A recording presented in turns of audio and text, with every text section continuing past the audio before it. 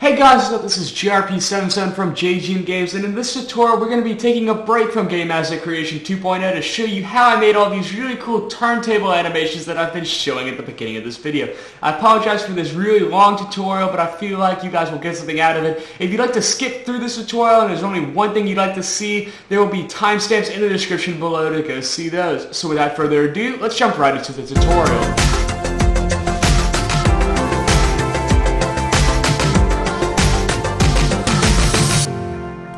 If you're looking for a high-quality gaming mouse or just a mouse for the workplace, then look no further than SteelSeries. They offer the highest quality mice for the lowest prices and even can compete with Razer and Logitech given their low prices. If you'd like to go see these mice, use the link in the description to go check them out. Without further ado, let's jump right into the tutorial. Alright, so in this tutorial I wanted to show how I did those turntable animations that I've been doing at the beginning of all my Game Asset Creation 2.0 videos. Now I am taking a break and the next one will be coming out Wednesday at 2 p.m. Central. Mark your calendars, it's going to be a good one.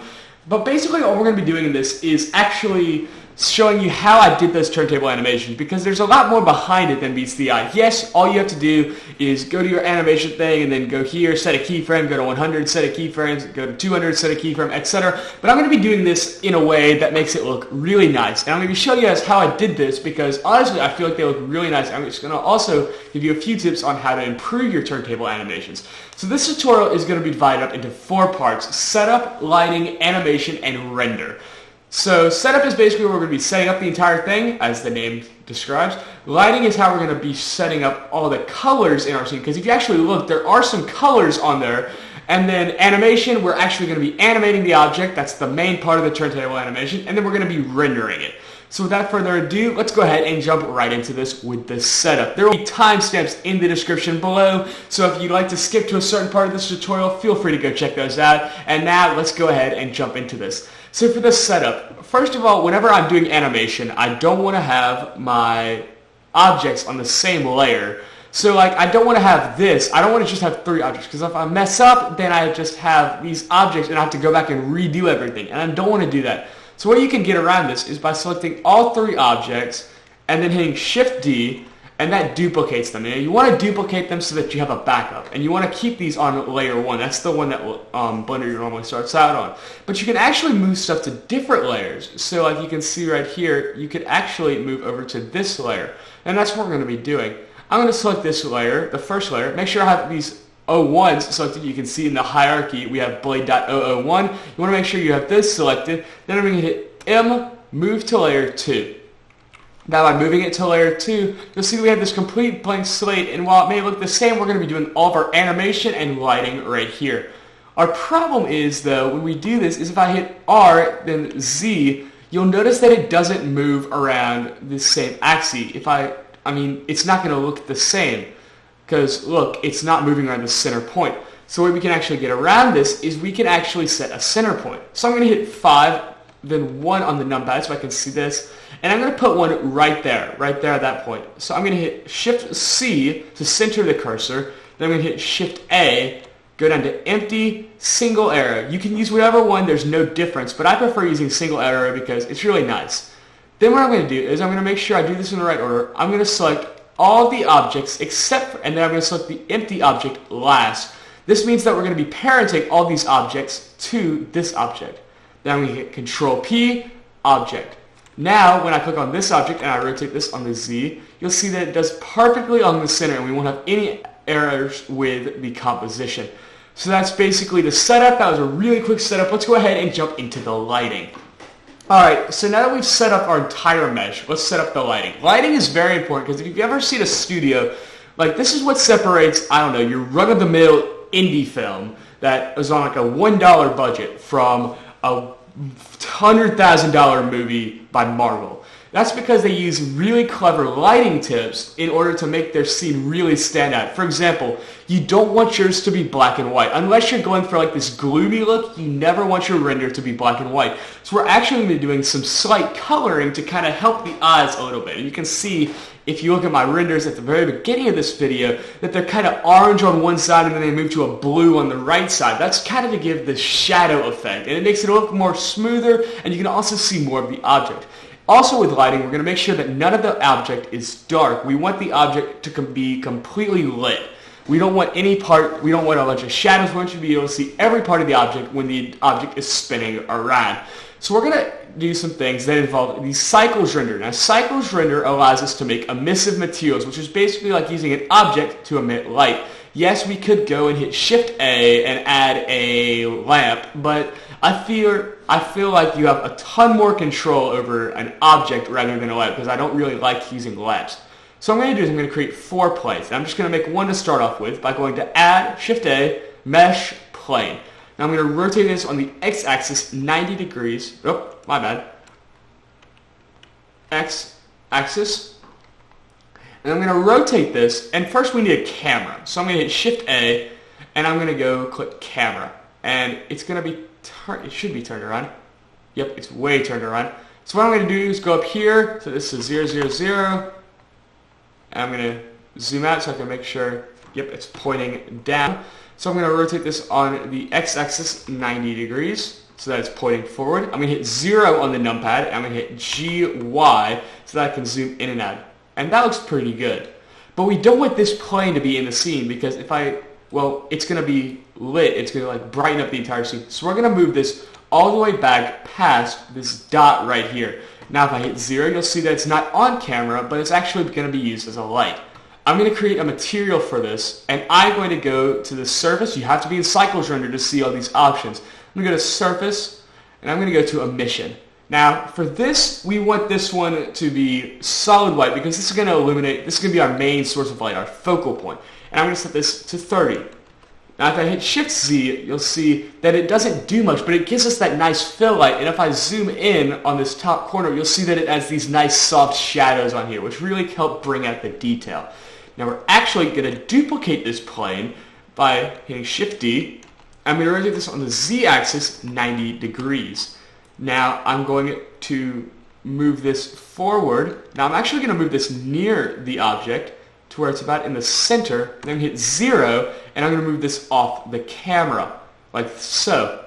Now I'm also going to duplicate this one again and move it to the other side. You can kind of see where I'm going with this. Now this one on the left, we want this one to be more of an orange color. So we're going to create a new material for this by hitting X right here, then creating a new material, and I should still have mine. I do. And I'm going to go to emission again, and I'm going to make this one a light orange. So I'm going to barely go up on the orange spectrum, and I'm going to make this 10.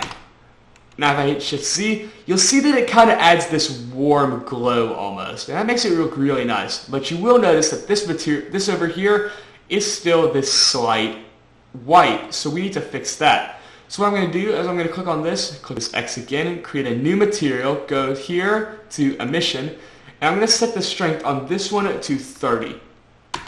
Now it's going to automatically brighten up the scene right there, but we're actually going to make this a light blue.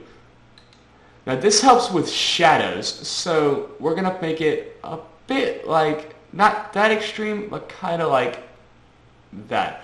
And now that I look at it, we could probably move that down to 15 or something like that. Now that we have this, we are actually going to do the top. So I'm going to duplicate this one right here, just for reference. I'm going to hit Shift C. Rotate this on the y-axis 90 degrees, move it to the center of the scene, and then move it straight up, and then scale it on the x-axis so that it kind of fills the entire scene.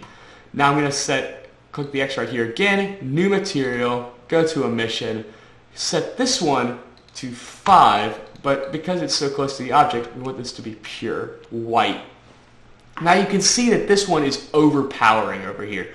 So this one we may want to set, but the reason is because this one over here isn't bright enough. So I'm going to set this to 50. Now if I hit Shift Z, 0, you'll see that this really brightens up the entire thing. And I can almost make this one a bit stronger, maybe around 20. Oops, I accidentally hit a number. And you'll see that we've automatically got all this color. I can even make this one around 30 maybe, 20. Now, that really makes our scene stand out. And honestly, looking at this, we need to make that one even stronger. Because this needs to be able to illuminate the entirety of this. So that's what we've made sure we're doing. This one, it could go down to about 2. Actually, that one keeps this from overpowering. So we're going to keep that about 3. So that's all there is to lighting. We're about 9 minutes into this tutorial. Let's keep going. We're almost there. Let's do the animation. So I'm going to hit Shift-Z, and I'm going to right-click right here, and I'm going to make sure I'm on frame 0. I'm going to hit, actually, frame 1. So I'm going to move over 1 frame by clicking this little arrow down here. And I'm going to hit I, rotation. Now I'm going to move to frame 100, and I'm going to rotate this on the Z-axis 180 degrees. Then I'm going to hit I again, rotation. So what I've basically done is I've made a keyframe. Now we're going to have to back up the camera a little bit, and that's something we'll work with in just a second. So now we've got this. I'm going to move over to frame 200, and I'm going to hit R, rotate, Z 180, and I'm going to hit I, rotation. Now the reason you can't do that is if I go right here, and let's say I wanted to rotate it back, if I rotate this on the Z, it doesn't automatically add keyframes because as soon as I start moving, it goes back to the animation. Yes, there is a way you can do that, but I find it simpler just to add keyframes like this. Alright, honestly, that was the shortest of all the sections. That was the animation. Let's jump into the render. So basically, we're going to go over to the camera tab right here. And we're going to make sure that our resolution is 1920 by 1080, and we're going to make sure that this is 100%. That's like your percentage almost. So like you could have 4K, but if you had this at 50%, it would only be 2K. It kind of makes sense. Not really, but kind of. You also, for turntables, you can't have 60 frames a second, but I prefer to use 30. And 200 frames per second, or 200 frames at 30 frames per second is right around 5 seconds. Now you want to set your output to somewhere on your drive. I have a render folder that I use. And what you're going to want to do is set your render type to .png. And make sure your compression is fine. Your render, you're going to want to set to 25. We're on 20. This will give you a pretty quick render, and my computer gives me around 50 seconds per frame. So around 200 frames, that's right about 20 minutes, I'd say. Alright, I think I did the math right there. I'm pretty sure I didn't, though. Oh well. So now we're gonna say we're gonna render this out. Now, because we have this at a folder, I'm gonna show you guys what this looks like. It's gonna give you all these images. Sorry, it's not going to give you these files right here. Let me just go ahead and delete those real quick. I don't need to delete them. So it's going to give you all these PNG files. And if I just go ahead and I go to, I don't know how to do it. Basically, it's going to give you all these images. So what you're going to want to do is you're going to want to go into your video editing, and you're going to have this over here. I'm going to delete this for now. But what I'm going to do is I'm going to go all the way to the farthest left this can go. I'm going to go add image. And I'm going to select every single one of these images right here just by dragging across my screen. It doesn't matter what order you select them in. And I'm going to click add image strip. And that's going to turn all these images into an animation. Now you want to do that because the next step, what we're going to do is we are going to go back to the default, and we are going to change this from PNG down to H.264. This is going to give us a movie file, a .avi file on Windows, and I think it's a .mov on Mac. I'm going to click animation, and you'll see it's going to render it a ton faster, but it's going to go through every single frame and stitch it into a movie. Now obviously the camera isn't that close, but you kind of get the idea of where this is going. So it's going to go through that. As soon as it's done, I'll show you. It's almost done. It's about 50 frames left. Let's scroll all the way up in here while I'm waiting, and it should be done. So now if I double click on this to open it in VLC, you'll see that it successfully turned it into a movie file. Now what you're probably going to want to do, because this is a decently big file, you're going to want to go to Media, Convert, and you're going to want to convert it to about a .mp4 because these AVI files aren't good with After Effects or Premiere Pro or somewhere like that, so you're going to want to do something like that. Alright, so this was a really long tutorial, but I hope you guys got something out of this. If you liked this video, you know what to do. Like the video. If you didn't, and it sucked, dislike the video. If you have any criticism, comments, or concerns, comment down below. And don't forget to follow us on our social media links, Instagram and Twitter. Those will both be on the outro page. Thanks for watching, guys, and I'll see you guys next time.